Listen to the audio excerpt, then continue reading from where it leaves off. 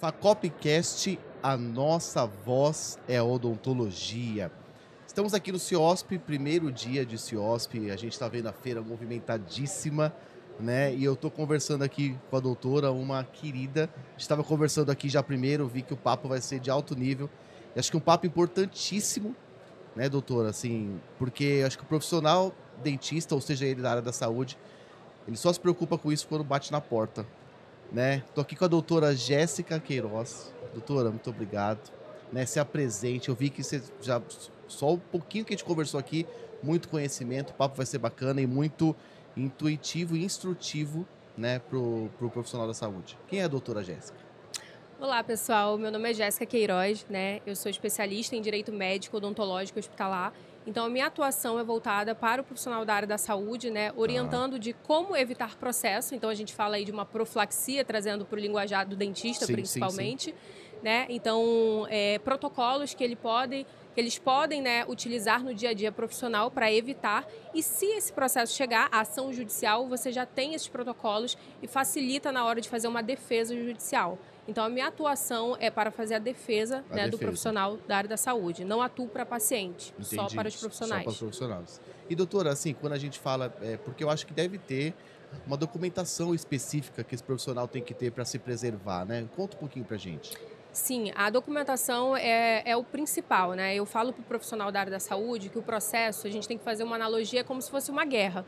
Quando você vai para a guerra, você tem que levar os seus aparatos. E numa Exatamente. guerra, né, processo judicial, os seus aparatos são os documentos. Então, não adianta você chegar para mim e falar, Jéssica, eu informei para o paciente que ele ia ficar com edema ou que ele ia ficar com roxo.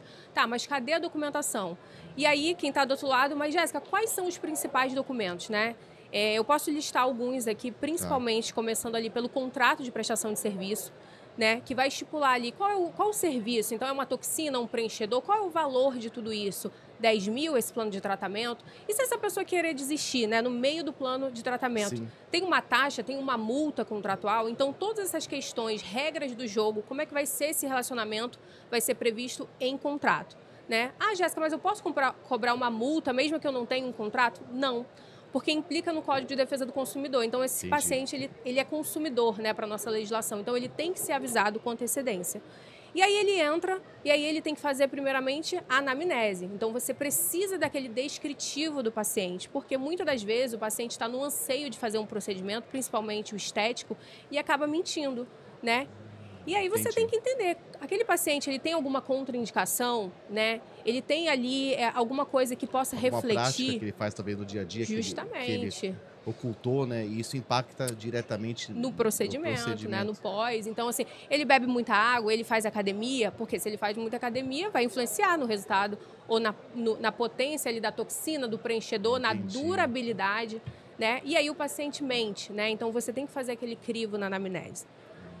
Tem outros documentos, né, termos de consentimento individualizados. Então, eu vejo muitos profissionais que usam termos genérico para todos. Então, eu aceito me submeter ao procedimento, mas qual o procedimento, né? Cada procedimento tem a sua proposta, tem o seu risco ali diferenciado.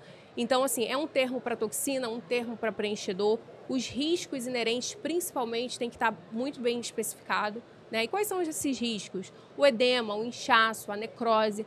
Porque se você falha na falta, você falha com a informação, você pode ser processado por isso. Então a pessoa fica com aquele rosto e fala, eu não sabia. Mas aí tem no termo, né? Olha, daqui a X tempo pode ficar ali Entendi. com edema, com inchaço, então a gente consegue comprovar Você tem o uma. dever de informação. Mas, doutora, vamos lá, pela sua experiência nessa área, né? Eu vejo que se você pudesse colocar uma porcentagem, quantos profissionais realmente se preocupam com isso hoje? Pouquíssimos, né? 10% eu acho. 10%. Normalmente eu vejo essa preocupação quando chega o problema. Jéssica, eu estou com um processo, e E agora? agora? E aí a pessoa normalmente acaba perdendo porque não tem documentação, às vezes até fez um bom serviço, mas para o Poder Judiciário é a palavra do paciente contra a Contra do a sua. profissional. Sim. E aí ele começa a se preocupar, poxa, o que eu preciso ter? Só que aí já é tarde demais. E muitas das vezes esse processo ele vai perder 10 mil, 15 mil, 50 mil e acaba com todo, né, um Com todo um planejamento sonho, com todo o planejamento de um sucesso financeiro. financeiro, né? Vai entregue numa dessa porque ele não se preocupou com uma parte tão importante porque eu vejo assim, a empresa ela tem a parte financeira, tem que preocupar. Ela tem o Isso, marketing, que é a minha área, tem que se preocupar. justamente. O O jurídico, né? A o jurídico, contabilidade, a contabilidade, o profissional tem que ser muito bom, né? Mas ele tem que tecnicamente. gerir tudo. Então, a parte jurídica é muito É. importante. O que eu vejo muitos profissionais é o que acontece. Ninguém sai da faculdade sabendo gerir uma empresa. O que o profissional sabe fazer? A técnica. Então, ele Exatamente. tem que delegar outros setores. O Sim, marketing, o jurídico, porque ele não vai saber, ele não entende, não são áreas. E aí, às vezes, ele fala assim, eu vou gastar. Não é gasto, é é investimento. Porque a sua investimento. empresa tem que ter um olhar holístico, Óbvio, né? Não tem óbvio. como você comandar todos os setores. É como você falou. Então, aí, quando esse paciente se depara com o processo, ele vê a importância. Mas aí, e a honra desse paciente? Porque processo você vai lá e paga. E a tua honra? É. Porque aí O nome, pesquisa... né? Deixa eu ver aqui quantos processos esse profissional tem. E o nome, né? Justamente. Doutor, eu sempre falo que o óbvio tem que ser dito sempre, né? E pensando em É. paciente, né? Qual que é o tipo de informação que o profissional tem que deixar claro? Como que funciona isso? Eu acho que hoje, ainda mais se tratando de expectativa, eu acho que o profissional ele tem que controlar ali a expectativa do paciente. Hoje, com esse boom do antes e depois, da Sim, internet, do filtro, os pacientes chegam com a expectativa muito elevada, muitas das vezes querem ficar com antes e depois, que não tem como alcançar, porque que não é cada real, né? Não existe, né? Justamente. E muitas das vezes a sua anatomia é diferente da minha, o seu pós-procedimento é diferente do meu. Então, Sim, o que eu falo para os meus clientes, tragam o seu paciente para a realidade. Sabe por quê?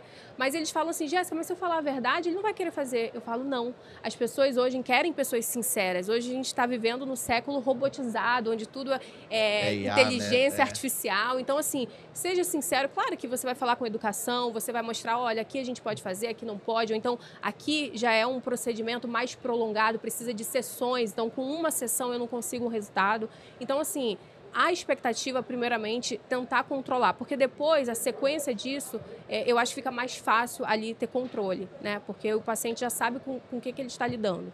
E doutora, vamos lá. Aconteceu o pior cenário, certo? Aconteceu o processo, tudo mais. É um bicho de sete cabeças, porque eu vejo assim, vamos lá. A doutora é jurista, você está totalmente acostumada com isso.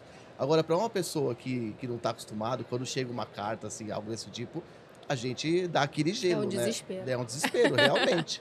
Né? E aí, como iniciar? Chegou, aconteceu, como iniciar essa defesa? O primeiro momento é procurar um advogado, né? E não é querendo puxar para minha área, mas assim, procurem um advogado que atue nessa Especialista, né? área, né? Hoje em Concordo. dia quem Sim, faz tudo não faz nada. Então, você mexe com marketing, olha, eu mexo com marketing da saúde, porque eu sim. tô ali no meu dia a dia. Então, eu mexo com o jurídico que tem a área da saúde. Então, eu entendo das resoluções, eu entendo. Então, procure um especialista, esse é o Tá, primeiro ponto, tá. né? Porque muitas das vezes esse processo que vai ter insatisfação do resultado ou qualquer outra alegação, mas quando envolve saúde vai ter perícia. Então são processos muito mais cautelosos. Então, assim, você tem que saber muito bem como é que vai ser estruturada essa defesa. Então, o primeiro ponto é procurar um advogado que entenda dessa área. Sim. E no segundo momento, o advogado vai te orientar. Olha, cadê o prontuário? Cadê a anamnese? O prontuário, principalmente. Primeiro, porque é um dever ético, Sim. né? O Código de Ética Odontológico fala, ó, é obrigatório elaborar prontuário. Não é, hoje eu quero elaborar teu prontuário, não estou muito afim de Não escrever aqui. Não é algo facultativo, né? Sim. E aí, reunir toda essa documentação, procurar um bom profissional. E uma coisa que eu indico também, ter seguro de responsabilidade civil.